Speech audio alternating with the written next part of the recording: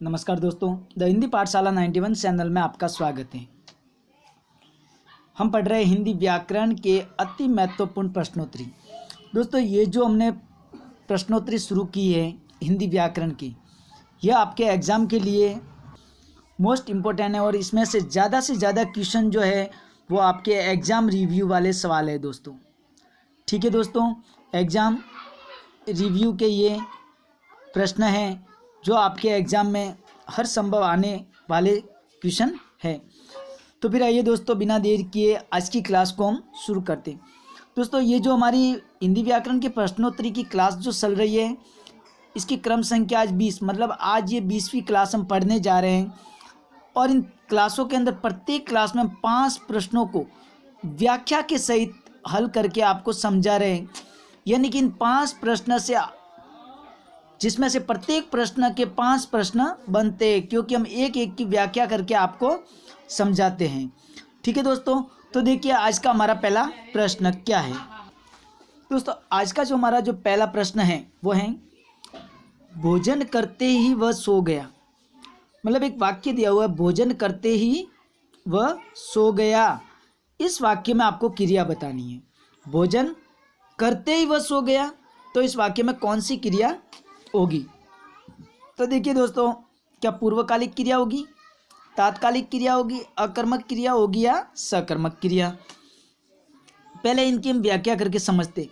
पहला है पूर्वकालिक क्रिया। पूर्वकालिक क्रिया का मतलब होता है क्रिया से पहले, क्रिया से पहले, क्रिया से पहले क्रिया प्रयुक्त होना।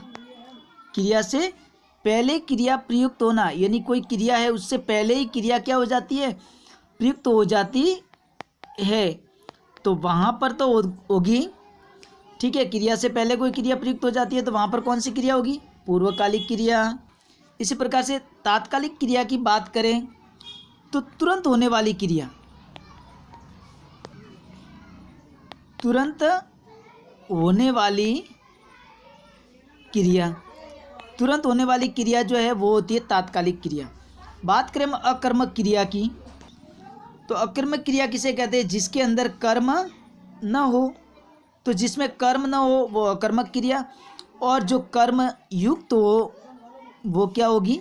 सकर्मक क्रिया।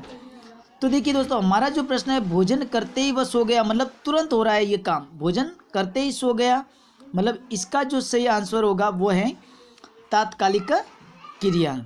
ठीक है दोस्तों, इसी प्रकार से आगे देखिए अगला प्रश्न, प्रश्न नंबर 2। प्रश्न नंबर 2 है रात में तारों का टिमटिमाना अच्छा लगता है। रात में तारों का टिमटिमाना अच्छा लगता है, वाक्य में क्रिया है। तो पहला है नाम धातु। नाम धातु के अंदर दोस्तों क्या होता है कि संज्ञा है, सर्वनाम, संज्ञा, सर्वनाम, ठीक है, विशेषण, संज्ञा, सर्वनाम, विशेषण। संज्ञा, सर्वनाम, विशेषण शब्द जो है उसका क्या होता है? क्रिया धातु की तरफ प्रयुक्त होते हैं। यानी संज्ञा, सर्वनाम या विशेषण शब्द जो है वो क्रिया धातु की तरफ प्रयुक्त होते हैं। क्रिया धातु की तरह क्या होते हैं? प्रयुक्त होते हैं। ठीक है दोस्तों, तो वहाँ पर तो होगी नाम धातु क्रिया। प्रेरणार्थक क्रिया के अंदर क्या होता है कि कर्ता जो है वो स्वयं किसी कार्य को करता नहीं। ठीक है, स्वयं किसी कार्य को नहीं करता है। ठीक है, स्वयं किसी कार्य को नहीं करता, लेकिन क्या करता है? वो दूसरों को कार्य करने की क्या देता है? दूसरों को देता है प्रेरणा कि भाई तुम ये काम करो। तो वहाँ होती है प्रेरणार्थक क्रिया। बात करें सकर्मक क्रिया की, तो सकर्मक क्रिया के अंदर क्या होता है कि कर्मयुक्त क्रिया होती है, कर्मयुक्त क्रिया। और पूर्वकालिक क्रिया का मतलब होता है क्रिया से पहले कोई क्रिया प्रयुक्त हो, तो वहाँ पर पूर्वकालिक क्रिया होती है। यानी क्रिया से पहले क्या हो? क्रिया प्रयुक्त हो, तो वहाँ पूर्वकालिक क्रिया होती है।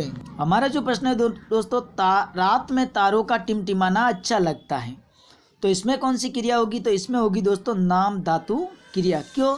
क्योंकि संज्ञा, सर्वनाम, विशेषण शब्द क्रिया धातु की तरह प्रयुक्त होते हैं। ठीक है दोस्तों, ये हमारा सही आंसर है। इसी प्रकार से आगे देखिए प्रश्न नंबर 3। प्रश्न नंबर 3 है सोनू गया और सोनू घर गया दोनों वाक्यों में क्रिया के प्रकार का युग्म है। यानी दो वाक्य दिया हुआ है, एक तो है सोनू गया और दूसरा है सोनू घर गया। दोनों वाक्यों के अंदर क्रिया का प्रकार कौन सा है? प्रेरणार्थक और सकर्मक है, या अकर्मक और सकर्मक है, या फिर पूर्वकालिक क्रिया और तात्कालिक क्रिया है, या अकर्मक और द्विकर्मक क्रिया है। देखिए दोस्तों, सोनू गया, इसके अंदर देखिए तो सोनू क्या है? करता है, और गया क्या है? क्रिया है, यानी जाना क्या है? क्रिया। और दूसरे वाक्य में देखिए तो सोनू कर्ता हो गया, घर कर्म हो गया, और गया क्या हो गया? क्रिया हो गया। तो देखिए दोस्तों, दोनों वाक्य में क्या फर्क है? पहले वाक्य में कर्ता है, क्रिया है, लेकिन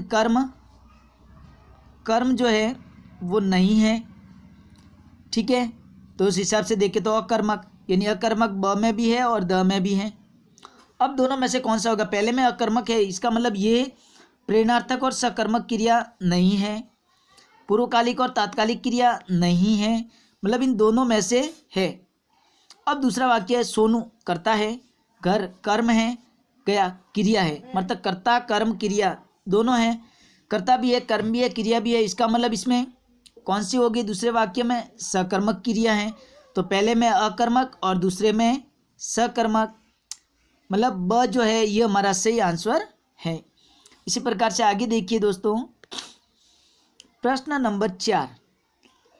प्रश्न नंबर 4 है तूने मुझे पुस्तक दी और तूने पुस्तक दी, इन वाक्यों में क्रियाओं का युग्म बताना। एक तो वाक्य है कि तूने मुझे पुस्तक दी और दूसरा है तूने पुस्तक दी, दोनों वाक्यों में क्रिया का प्रकार कौन सा होगा? देखिए तूने, पहली बात तो यह है कर्ता, कौन है? कर्ता। मुझे क्या है? कर्म हो गया, ठीक है, पुस्तक भी कर्म हो गया, ठीक, और देना क्या है? देना हो गई दोस्तों क्रिया। अब जैसा कि इससे आप पता लगा सकते हो, दूसरे वाक्य में देखो तूने की बात करें, दूसरा जो वाक्य है तूने पुस्तक दी, ठीक है, तो तूने जो है यह है कर्ता, पुस्तक जो है यह है कर्म, और देना जो है वो क्या है? क्रिया। यानी बात करें तो पहले वाक्य में कर्ता है, कर्म है और क्रिया, मतलब पहले वाक्य में दो कर्म है, इसका मतलब द्विकर्मक होगी, दो कर्म आए मतलब द्विकर्मक क्रिया। और दूसरे वाक्य में कर्ता है, कर्म है और क्रिया है, इसका मतलब सकर्मक क्रिया है। यानी प्रेरणार्थक और सकर्मक नहीं हो सकते, प्रेरणार्थक अकर्मक भी नहीं हो सकती, अकर्मक सकर्मक भी नहीं हो सकते। तो हमारा सही आंसर है द्विकर्मक और सकर्मक। क्यों? क्योंकि इसमें दो कर्म है पहले वाक्य में, एक तो मुझे कर्म हो गया, एक पुस्तक कर्म हो गया, यानी दो कर्म है, मुख्य कर्म और गौण कर्म। लेकिन दूसरे वाक्य के अंदर कर्ता है, कर्म है, क्रिया भी है, इसका मतलब ये सकर्मक। और जैसा कि आपको पता है सकर्मक में कर्ता कर्म क्रिया तीनों होते हैं, प्रेरणार्थक में कर्ता स्वयं कार्य न करके दूसरों को कार्य करने की प्रेरणा देता है, अकर्मक के अंदर कर्म नहीं होता। तो इस प्रकार से देखें तो पहले में द्विकर्मक और दूसरे में सकर्मक, यानी अ जो है ये हमारा सही आंसर होगा। इसी प्रकार से आगे देखिए दोस्तों अगला प्रश्न नंबर 5। प्रश्न नंबर 5 है वह गीत सुनता है, वाक्य है वह गीत सुनता है, इस वाक्य में क्रिया का प्रकार बताना है आपको, कौन सा होगा? सकर्मक, द्विकर्मक, प्रेरणार्थक या अकर्मक? तो फिर देखिए दोस्तों वह क्या है? वह करता है, ठीक है, गीत क्या हो गया? कर्म हो गया, और सुनना क्या है? क्रिया है। कर्ता कर्म और क्रिया तीनों ही है, तो जहाँ तीनों है वहाँ क्या होगा? सकर्मक क्रिया, ये इसका आंसर है। द्विकर्मक क्रिया के अंदर क्या होता है कि दो कर्म प्रयुक्त होते हैं। कितने कर्म प्रयुक्त होते हैं? जहाँ दो कर्म हो वहाँ द्विकर्मक क्रिया। जहाँ कर्ता जो है वो क्या करता है? स्वयं किसी कार्य को नहीं करता और दूसरों को कार्य करने की क्या देता है? दूसरों को कार्य की क्या देता है? प्रेरणा देता है। तो वहाँ प्रेरणार्थक क्रिया। और अकर्मक के अंदर कर्म नहीं होता है। ठीक है, इसी प्रकार से दोस्तों आज की क्लास को हम यहीं पर विराम देते हैं और इसी प्रकार से 5 प्रश्न हर दिन आपके लिए हम लेके आते रहेंगे।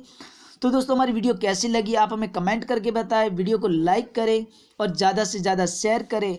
और अगर आप हमारे चैनल पे नए हैं तो हमारे चैनल को सब्सक्राइब करके हमें सपोर्ट ज़रूर करें। धन्यवाद।